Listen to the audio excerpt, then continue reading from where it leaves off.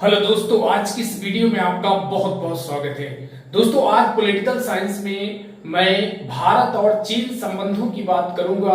तो इस वीडियो में इसकी चर्चा करूंगा, तो पूरा वीडियो आप ध्यान से देखिए। दोस्तों, भारत और चीन के संबंधों की अगर बात करें तो जैसे ही भारत चाइना की जो क्रांति होती है 1949 ईस्वी में, जो चीन की क्रांति होती है 1949 ईस्वी के बाद, ये इस चीनी क्रांति के बाद सर्वप्रथम भारत ही एक ऐसा देश था। चीन की क्रांति जैसे होती है तो भारत ही एक ऐसा देश था जो कि अंतरराष्ट्रीय लेवल पर उसको मान्यता प्रदान करने वाला भारत एकमात्र देश था। और 1949 के बाद से भारत चीन संबंधों का जो दौर शुरू होता है। अगर इसके पहले की बात करें तो प्राचीन काल से भारत और चीन के संबंधों के बीच काफी अच्छे संबंध थे। विदेशी यात्री आते थे, ह्वेनसांग हो गया, इत्सिंग हो गया, फाहियान हो गया, ऐसे बहुत से लोग व्यापार चाइना से अक्सर व्यापार भारत का होता रहता था। लेकिन आधुनिक बात करें, आज की बात करें, यानी जब भारत स्वतंत्र हुआ 15 अगस्त 1947 के बाद से, और चीन की जब क्रांति हुई 1949 ईस्वी की क्रांति के बाद से, भारत और चीन के संबंधों की आज तक की मैं इस वीडियो में चर्चा करूंगा। तो दोस्तों, 1949 ईस्वी में जब चीन की क्रांति हुई और उस समय भारत ने उसको ये राष्ट्रीय लेवल पर एक राष्ट्र का दर्जा दिया। इसके बाद 1950 में जब चीन ने क्या किया, चीन ने तिब्बत पर नियंत्रण कर लिया। चीन ने क्या किया, तिब्बत पर नियंत्रण कर लिया। और तिब्बत पर नियंत्रण करने के बाद उसने तिब्बत पर कब्जा कर लिया, कब्जा जमा लिया। तो भारत ने इसका विरोध नहीं किया। तिब्बत के लोग जो थे वो उन्होंने इसका घोर विरोध किया, पर भारत ने वहां पर अपना विरोध प्रदर्शित नहीं किया। और इसके बाद जब 1959 ईस्वी में चीन के जो तिब्बती धर्मगुरु थे, यानी तिब्बत के तिब्बती धर्मगुरु जो थे दलाई लामा, धर्मगुरु दलाई लामा भारत पर आए। दलाई लामा भारत पर राजनैतिक शरण लिया। इन्होंने क्या किया, भारत में शरण लिया। और उस समय जब भारत में इन्होंने शरण लिया, दलाई लामा भारत पर आए और भारत में आकर और राजनीतिक रूप से यहां शरण लिया, तब चीन ने इसे अपने अंदरूनी मामले पे हस्तक्षेप बताया और इसका विरोध किया कि भारत ने उसको शरण देने से इनकार क्यों नहीं किया। तो यहाँ पर यह संबंध थोड़ा तल्खी होती है। वैसे अगर बात करें, जब भारत और चाइना के संबंधों की बात आती थी तो पंडित जवाहरलाल नेहरू चाइना से काफी मिले हुए थे, चीन से काफी अच्छे संबंध बनाना चाहते थे। उनको यह अंदेशा था कि भारत पर चीन कभी भी आक्रमण नहीं किया करेगा। लेकिन जो हमारे सरदार वल्लभ भाई पटेल गृह मंत्री थे, उन्होंने आशंका जताई थी कि चीन से हमें हमेशा सतर्क रहना चाहिए, क्योंकि ये कभी भी भारत पर अटैक कर सकता है। और बाद में यही होता ही है। आप देखेंगे कि 1962 में चीन ने भारत पर आक्रमण कर दिया। चीन का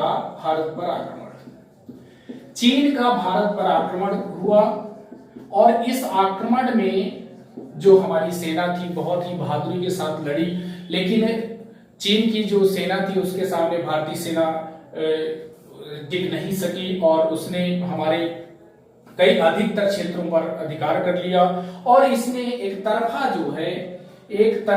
युद्ध विराम की घोषणा कर दी। और आज भी हमारा जैसे अक्साई चीन हो गया,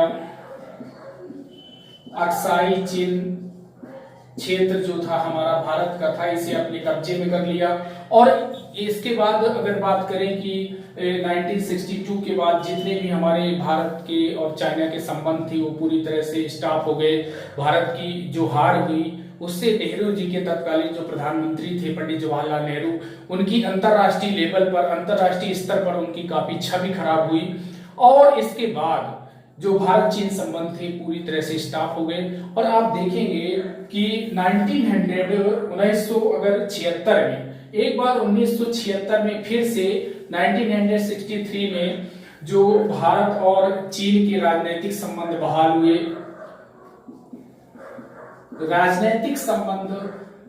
हुए। आप एक तरह से कहें राजनीतिक संबंध मतलब राजनयिक संबंध। यहाँ पे आप देखेंगे राजनयिक संबंध। राजनयिक संबंध मतलब ये होते हैं कि एक दूसरे के यहाँ अपने राजदूत यानी एम्बेसडर नियुक्त किए जाते थे। तो राजनीतिक संबंध बहाल हुए 1976 में राजनयिक संबंध चाइना और भारत के बीच फिर एक बार फिर से बहाल हुए। और 1979 में अटल बिहारी वाजपेयी थे, अटल बिहारी वाजपेयी जो कि तत्कालीन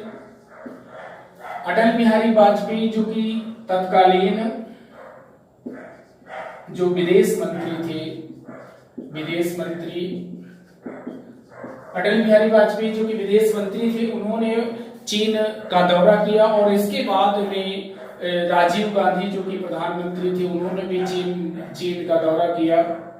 राजीव गांधी भी बाद में चीन गए, जो कि प्रधानमंत्री की हैसियत से गए, जो कि प्रधानमंत्री थे।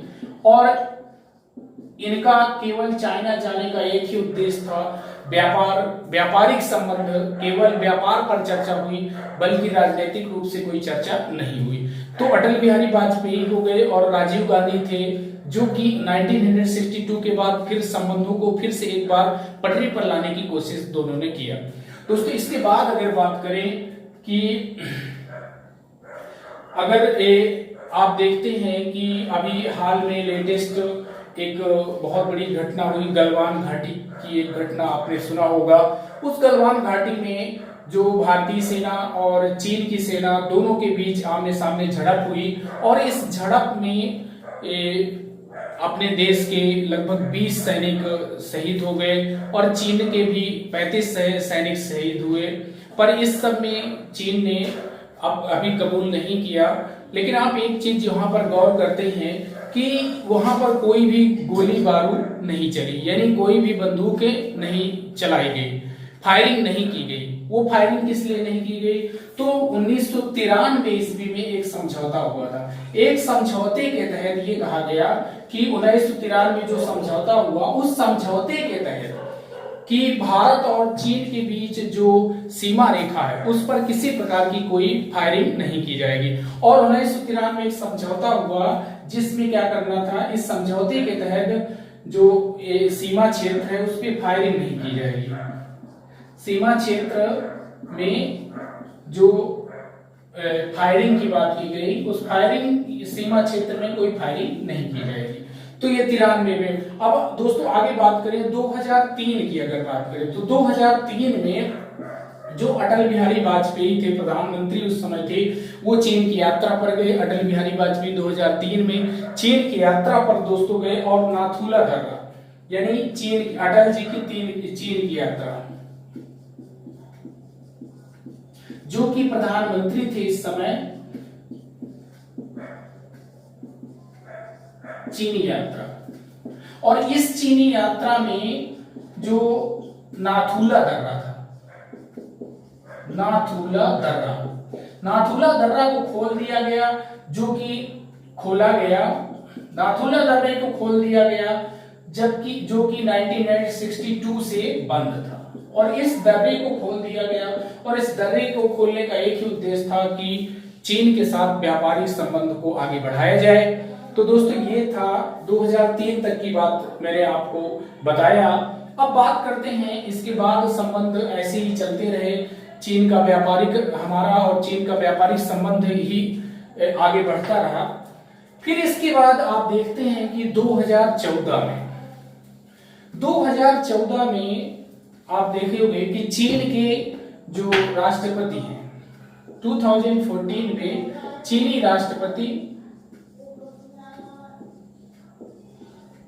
राष्ट्रपति जिनपिंग की भारत यात्रा होती है। जिनपिंग की भारत यात्रा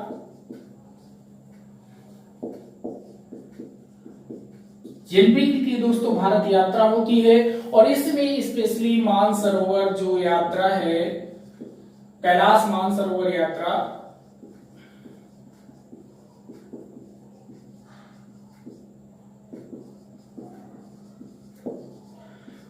कैलाश मानसरोवर यात्रा को के लिए सड़क को स्पेशली खोलना था, सड़क को खोला गया। और कई मुद्दों पर बातचीत हुई। इसके बाद 2016 में अगर बात करें, 2016 में हमारे तत्कालीन राष्ट्रपति प्रणब मुखर्जी, तत्कालीन जो राष्ट्रपति थे प्रणब मुखर्जी,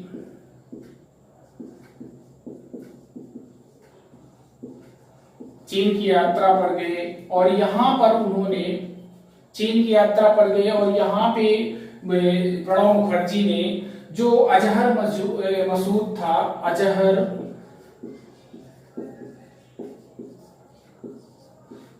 मसूद को अंतरराष्ट्रीय लेवल पर उसे आतंकवादी घोषित करने के लिए चीन का समर्थन चाहते थे।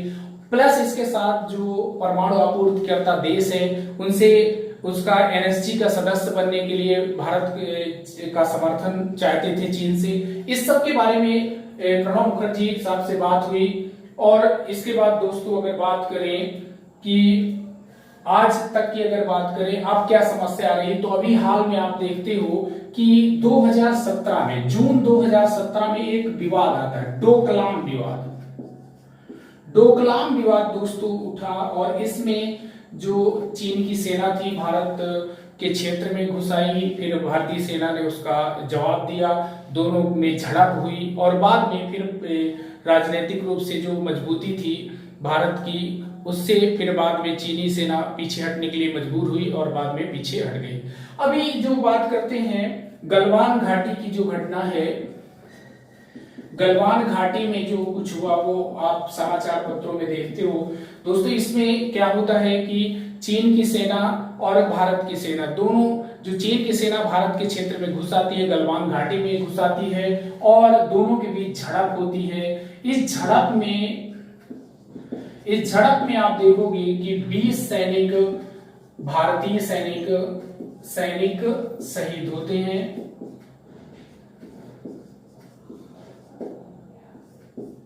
शहीद हो गए और इसके बाद दोस्तों लगभग 35 सैनिक चीन के मारे गए।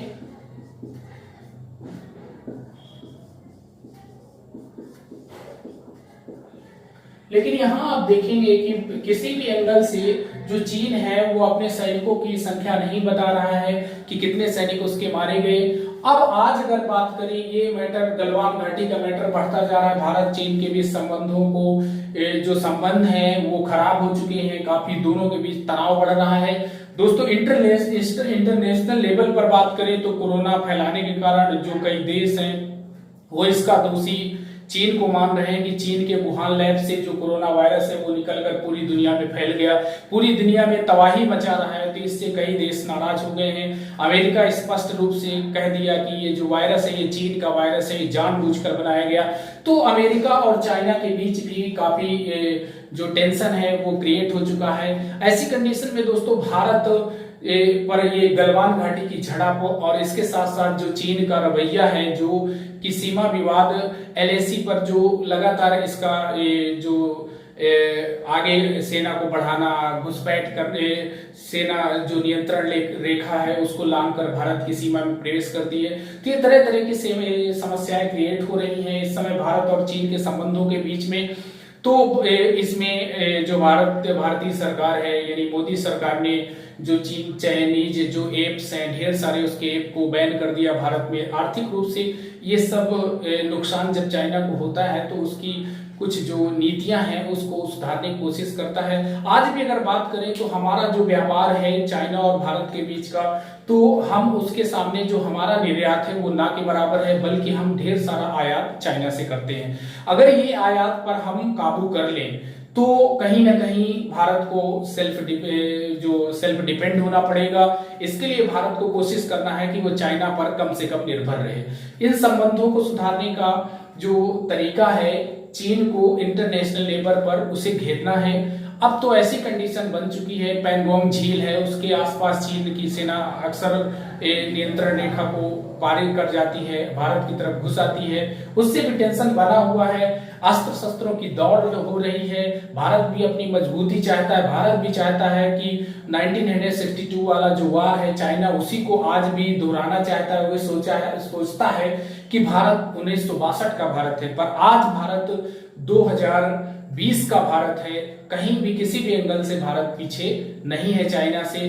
बस देखना यह है दोस्तों कि जो संबंध है वो, उसका जो रूप है वो बदले नहीं, कहीं ना कहीं संबंध जो तनाव है वो कम हो, ये कोशिश होना चाहिए। क्योंकि युद्ध जो है, किसी भी देशों के बीच जब युद्ध होता है तो उसका जो परिणाम आता है वो बहुत भयानक होता है।